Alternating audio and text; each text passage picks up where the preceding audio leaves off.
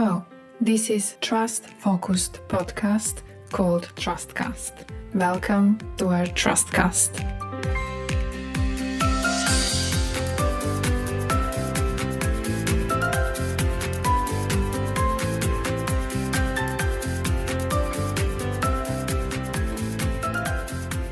You're listening podcast with Dr. Adela Drozdjebov, produced at Queensland University of Technology, Centre for Future Enterprise. TRUSTcast is produced as part of our research efforts focused on trust governance and management. Hello everyone, welcome to our third episode. Our guest in this episode is Carmichael Patton. Carmichael has over 20 years of experience in the IT sector, and over the last 7 years he has been working with Microsoft. His current role is the lead architect for internal Microsoft Zero Trust journey. Hello Carmichael, welcome to our TRUSTcast. Hello, Adela. Thanks for the introduction. So let's start speaking about trust. When I say the word trust, what is the first thing that comes to your mind? What do you think trust is? Yeah, it's a good question. I'm trying to figure out, the first thing that comes to my mind when I think of trust is defining it. And I say that in an odd way because I think trust can mean different things to different people. It could mean do you trust connecting to me? Am I a trustworthy source for you to connect to? And for me, are you trustworthy, and where you're coming from, or is it trustworthy? So I think we have to put some measurement of trust and really understand what it is and why we're trying to get to that, right? Because our customers want to trust us. They want to trust the connection, whether they're going to a bank, whether they're going to a website, or even if it's a customer of Microsoft. And my customer is really the employee as well, right? They want to be able to trust the system and the policies and the rules that we're putting into place, just as like a customer wants to trust that their bank has their privacy and their information held correctly, and that they're not going to get exposed in any way where their data is lost, right? So I think it's that sort of simplified view of just the overall, do I really trust what I'm about to go do, or do I trust those who are about to do something within my environment? I think that's the trust that I think we're talking about here, right? So within this definition of trust, how would you describe your role in Microsoft?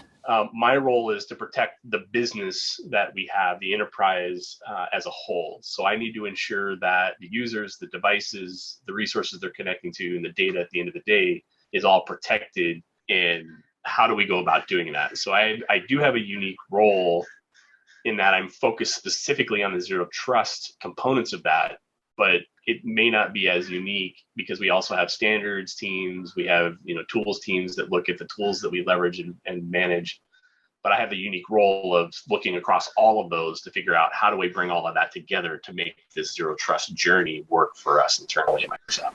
So when I'm listening now about the zero trust concept and how do you go around it, and about needing to prove that the person assessing data is actually the person they claim they are, etc., it almost seems to me like we're speaking about zero risk, like reducing the risk instead of zero trust. Am I on the good trail here? Did I make right assumptions? I like your point on zero trust. It's really it's sort of an overburdened term now because everybody's using it for their product suites. And my product is zero trust. My solution is zero trust. I'm selling you zero trust. But zero trust isn't something you buy or sell. It's like the way you said it. It's really about how do I handle my risk, and then how do I mitigate that risk by implementing security policies, networking or infrastructure changes that will bring that risk as near to zero as possible, so that I can start putting a measure of trust on those devices, on those connections, on those users, so that my DLP policies now are effective, right? So that at the end of the day, right, that I have that measurement, I have that telemetry, I have that knowledge in the ecosystem to really understand all up what's going on. Okay. So in order to get this comprehensive understanding of trust and how is it governed and managed in Microsoft, you mentioned you need to understand the entire ecosystem. So I can only assume you are actually collaborating with other teams, for example, with a marketing team that might give you a feedback. And if you do collaborate, do you actually collaborate in order to feed the system with knowledge how to form future development directions, how to address this on the strategic level, not only operational? The conversations we have are exactly around those types of things, like depending on the feedback, depending on the issues, depending on the concerns that customers have or that we have, or some of the blockers we may have to our deployment. There's definitely that strategic conversation that happens to say, hey, are we going in the right direction? Are we doing the right things? Are we really being effective in what we're doing? And honestly, there have been times where we said, you know what, this thing Microsoft is putting together is not what we thought it was. Let's reset, or let's go think about it differently, or let's scrap it and try something else, right? We used to call ourselves the first and best customer, but ultimately at the end of the day, we are more or less the dog food team of Microsoft products. So we see a lot of them actually before they hit the floor, or the customers. But yeah, I mean, that does absolutely. We have a fairly regular within the Zero Trust universe inside of Microsoft. As I said, the group that I'm with plus the other teams, we have fairly regular syncs where we have these conversations almost weekly about, hey, here's additional things we're getting, additional feedback we're getting. It could be something as our documents don't really reflect the right way to do things, or it doesn't help a customer implement what should be implemented. So let's go fix the documentation. Or it could be the product doesn't do what it's meant to do, or it's actually not worth doing. It's almost something that just prioritize other ways, right? So we can maybe reprioritize some of that information. And then we also work with the field teams, the teams that are actually out there, our customer experience teams, our fast track team, our other teams, to make sure that they have the right documentation, the right strategy, the right implementation aspects, that when they're working directly with customers on their projects, that they have all of the resources they need to build upon that.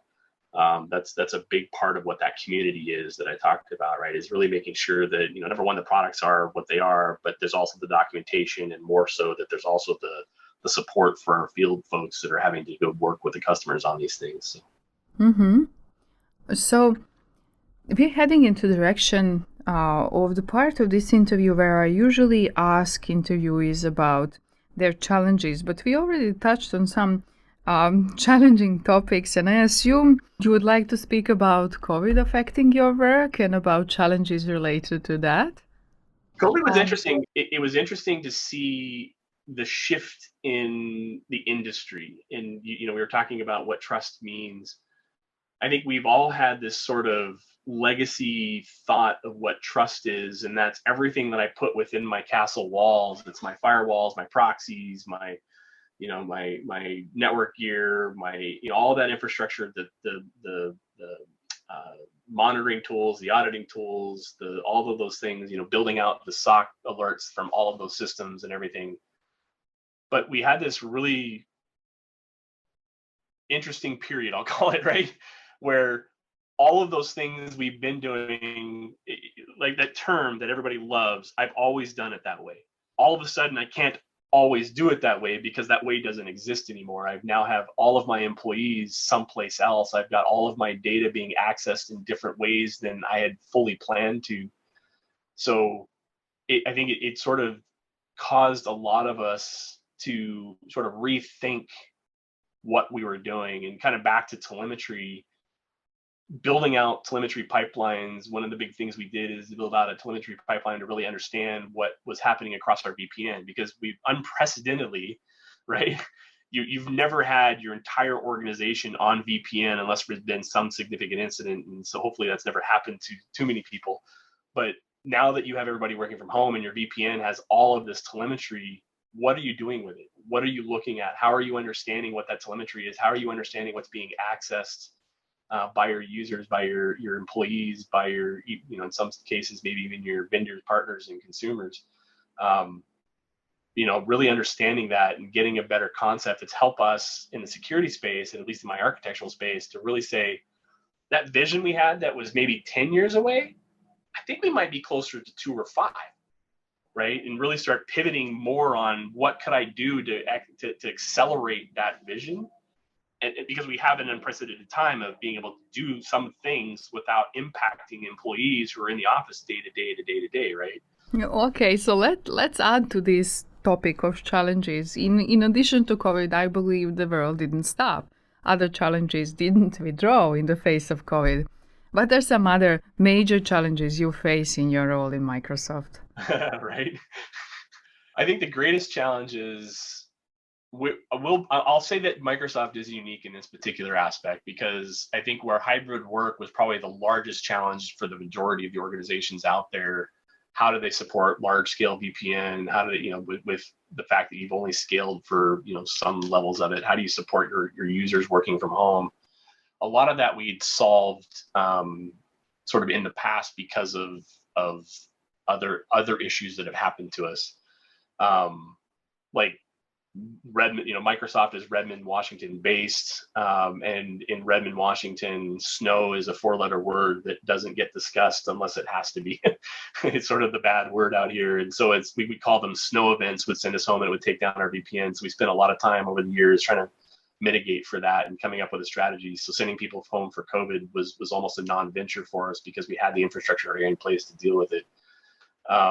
So that's what I mean by we're a little bit further on the edge, closer, out than other customers were. So the challenges for us were more around the usage of things like personal devices and how we had a strategy on them, but maybe we weren't as effective in managing those devices connecting to resources. What resources were they connecting to? How are they connecting to them?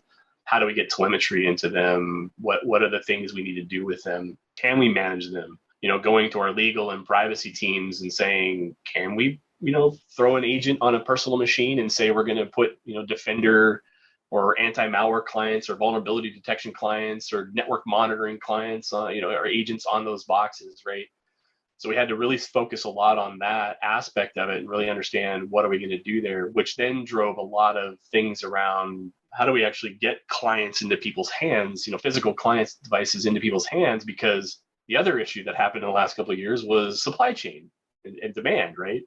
You could no longer just go down and get a Surface Book from the Microsoft store. Most of those were all being rerouted to retail chains so that our customers had access to those devices, not employees. You have 1,000 interns starting in summer of 2020. How do we ensure that they can actually work for us? How do we make their experience still good? So doing things like looking at VDI or virtual desktop solutions to do some of that for us, right? How do we manage those then? How do we ensure that the usage of those instances on a personal device are protected? That's where I think we spent most of our challenges, a little less more on the networking and connectivity side of things, more on the how do I get the right devices to connect to my resources in a managed and secure way where we had the right agents running on them, the right telemetry coming in from them, back to sort of that device health aspect that I talked about earlier. Thank you. So in the light of reaching the end of this interview, I would like to ask you to comment on the future. What do you see as future trends? What do you see future trends should be? And where should investments go in this field? Yeah, trust governance is interesting. I think there's a definite need to really understand the overall governance of your environment, the risk, the telemetry, what devices you have, where they're at, how they're being used, how they're being managed, what services are being connected to. I think that governance, that oversight, there isn't really a good, solid way without pulling in telemetry from many different systems to really get that vision. So I think there is definitely a need to sort of centralize that governance, because then you're also looking at the actual governance side of that and having your risk management teams and those, trying to figure out what is going on in your environment, how risky are things, and what do we need to do to mitigate those risks. And I think without having that centralized telemetry pipeline from end to end to really show that, it's really hard to do that effectively. And so I think that's where I think a lot of the investment should happen, is really how do I get that centralized view of all of that telemetry that I'm collecting, all of the inventory of all the systems I'm using, understanding of the identities and what they're connecting to, how they're connecting to them, how the identity authentications are working, then look for anomalies in all of those things and otherwise, right, too. I think that's when at least when I hear, trust governance, that's what I think about in that aspect. Well, thank you very much for your time today, Carmichael. Thank you for the valuable insights. We really appreciate that you were able to meet us and speak with us today. Yeah, just thanks for the time, Adela. I think, I love having these conversations, and if folks want to learn more, they can certainly reach out to me on LinkedIn. Happy to have a chat or conversations about trust and zero trust and what we're doing inside of Microsoft as well.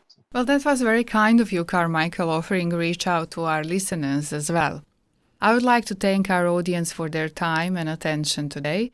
This was the third episode of Trust-focused podcast called TRUSTcast, produced by Dr. Adela Drozdibov from QUT, Queensland University of Technology, Centre of Future Enterprise.